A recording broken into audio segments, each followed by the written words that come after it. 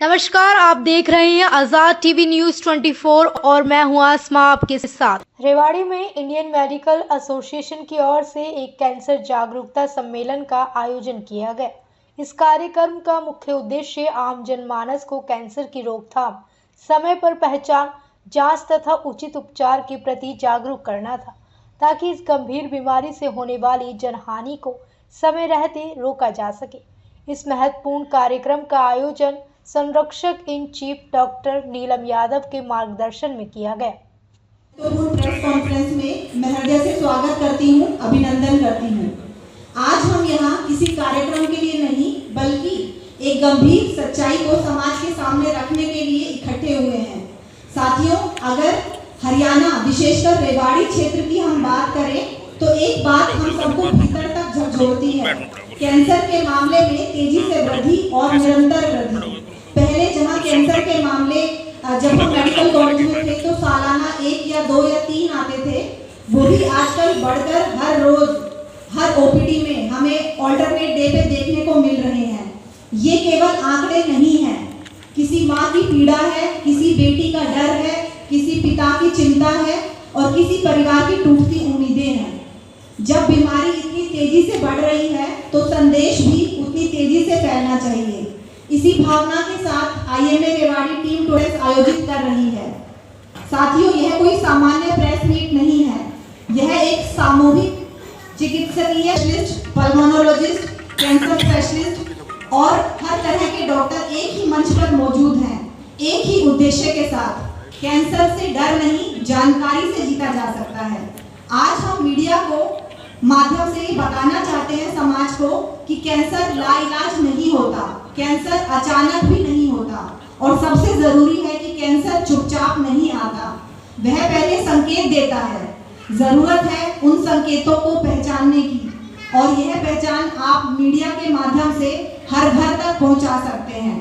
आज मैं सभी मीडिया कर्मियों से, साथियों से खुले दिल से अनुरोध करती हूँ कि इस संदेश को सिर्फ यहाँ तक सीमित मत रखिए, गांव-गांव, शहर-शहर और घर-घर तक पहुँचाइए। प्रतिष्ठित चिकित्सक प्रतिनिधि हमारे एक साथ उपस्थित हैं, तो यह अपने आप में ही एक शक्तिशाली दृश्य है, क्योंकि जब डॉक्टर बोलते हैं तो मीडिया सुनता है और जब समाज समझता है, लेकिन जब मीडिया बोलता है तो समाज बदलता है। और मैं यह भी कहना चाहूंगी कि कैंसर के खिलाफ यह लड़ाई किसी एक डॉक्टर की नहीं है, यह किसी एक स्पेशलिटी की भी नहीं है, यह हम सबकी साझी जिम्मेदारी है। हम चाहते हैं कि लोग डरे नहीं, जांच कराएं, लोग छिपाएं नहीं, बताएं और सबसे जरूरी है डॉक्टर तक पहुंचे। अंत में मैं बस यही कहना चाहूंगी कि कैंसर से बड़ी बीमारी डर है और उससे भी बड़ी दवा है जागरूकता। तो आइए हम सब मिलकर इस जागरूकता को इतना दूर तक ले जाएं कि कैंसर पीछे छूट जाए। आप सभी का इस नेक पहल में साथ देने के लिए हृदय से धन्यवाद। लोगों को पता है कि ये ट्यूमर है जो उसका ग्रोथ रेगुलेटेड नहीं होता है और वो ग्रोथ के जब रेगुलेटेड नहीं होता, बॉडी अपने कंट्रोल में नहीं होता, तो वही कैंसर है।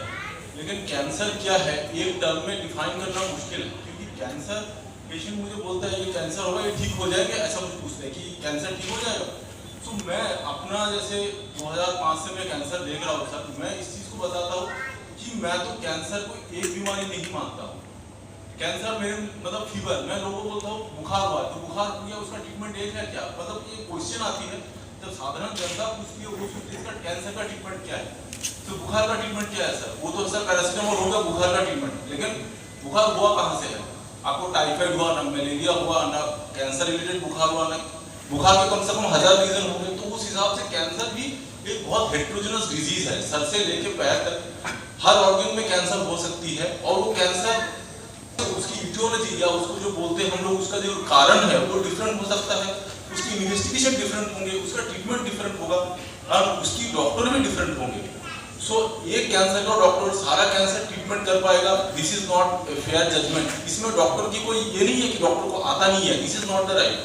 कैंसर इतनी बड़ी बीमारी है, इतनी बड़ी बीमारी है कि उसको ट्रीटमेंट करने के लिए सर 50-20 सब स्पेशलिस्ट भी कम पड़ते हैं। कैंसर इतना बड़ा बीमारी है। सो ये एक बहुत बड़ा ग्लोबल प्रॉब्लम है और इंडिया में तो है ही। और मैं आते आते देख रहा था Rewari is an urban place, the urbanization is happening and आप लोग अर्बन सिचुएशन में हो, अर्बनाइजेशन के साथ लोगों को जिंदगी बढ़ता है और जिंदगी बढ़ने के साथ पॉल्यूशन बढ़ता है, जो भी है चारों चीज़ों के साथ जिंदगी इंसान की लाइफस्टाइल इंप्रूव होती है। तो गवर्नमेंट जो है, सरकार जो मतलब ऊपर वाली सरकार जो भगवान है, वो भी हमारी जितनी जिंदगी बढ़ती है हमसे टैक्स लेते हैं। जैसे कुछ लोग पेशेंट आके मुझे पूछते हैं पहले तो इतना कैंसर नहीं होता था, तो मैंने बोला सर आप जब स्टूडेंट होते थे, आप जब मान लो उनकी अगर 75 साल उम्र की, तो इंडियन की लाइफ स्पैन 52 ईयर्स होती थी, तो लोग सांप के काटने से मर जाते थे, भूमिकंप में मर जाते थे सर, बाढ़ में मर जाते, फायर में मर जाते। आज के इंसान ऐसे नहीं मरता है सर।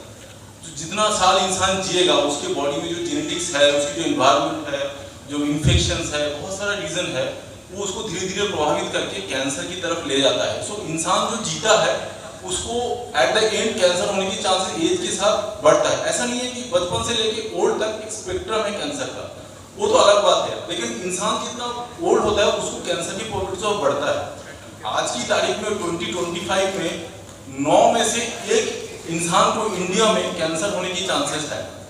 सो इतना ज्यादा इंसिडेंस है अभी कैंसर की। दिस इज द रियलिटी, ये जो प्रोजेक्शन है। और अगर आप कैंसर को देखोगे सर, जैसे जापान चले जाओ, कनाडा चले जाओ, जहां आपकी लोग बहुत साल तक जीते हैं, 90 साल 100 साल तक जीते हैं जापानीज, तो वहां तो सर ऑलमोस्ट 3 में से 1 आदमी को कैंसर है, कि 2 में से ऐसे कैंसर, वहां कैंसर सर्वाइवल है। मतलब जिसको किसी को 1 कैंसर हुआ, किसी को 2 कैंसर हुआ, किसी को 3 कैंसर हुआ, लेकिन वो अभी भी जिंदा है। सो ये क्रोनिक डिजीज बनता जा रहा है। हमारी ओवर द टाइम लास्ट 15 साल 20 साल में इम्प्रूवमेंट तो हुआ ही है, और आने वाले समय में ये और भी होगा। तो we will have to live with cancer, we will fight with cancer और लिव विद कैंसर। और इसमें सबका जिम्मेदारी है, हमारी है, आपकी है, सरकार की है। और कैंसर जो सर है ना, वो भी होता है कि एक इंसान की, एक पर्सन का नाम होता है, कैंसर एक फैमिली को होता है, सोसाइटी को होता है। जैसे एक आदमी को कैंसर हुआ ना, तो पूरी फैमिली इफेक्टेड होती है, उसकी फाइनेंसेस, उसकी बच्चों की पढ़ाई से लेकर हर चीज इंपॉर्टेंट हो जाती है। सो कैंसर को हम एज ए बीमारी या ऐसे ना देखें, हम कैंसर को एज ए सोशल प्रॉब्लम देखें, और उसको सोसाइटी को ही आगे आना होगा उसको हेल्प करने के लिए। तो सबसे बड़ी बात है, आप सब देखिए पत्रकार है, मीडिया है, सो कैंसर के बारे में अवेयरनेस तो दिलाना है। नंबर 1 है, मेरे ख्याल से इम्पोर्टेंट है कि लोगों को बताना कि कैंसर का ट्रीटमेंट का मेन स्टे ट्रीटमेंट क्या है। मैंने लोगों को देखा है, मेरे अपने दोस्त या फैमिलीज में देखा है, जो कैंसर होता है लोग ऑल्टरनेटिव मेडिसिन के पास चले जाते हैं सर, होम्योपैथी जो भी है, आयुर्वेद, बहुत सारा होता है। सो उनके पास जाते हैं, उनके पास ट्रीटमेंट कराते हैं, एंड में आते हैं सो वो एक खत्म हो जाती है, जिंदगी खत्म हो जाती है, मतलब लाइफ खत्म हो जाती है पेशेंट की, हम कुछ नहीं कर पाते हैं। सो कैंसर का ट्रीटमेंट ना इनिशियल स्टेज में ही कैंसर को आप जाओ, आप एक सही डॉक्टर के पास जाओ। आपको ये मैसेज देना है यहाँ से कि अगर कैंसर होती है या ऐसे कुछ डर लगता है तो डोंट, आप उससे भाग के गलियों में जाने की कोशिश मत करना, आपको डॉक्टर के पास जाओ। ऐसी और अधिक खबरें देखने के लिए बने रहिए आपके अपने चैनल आजाद टीवी न्यूज 24 पर।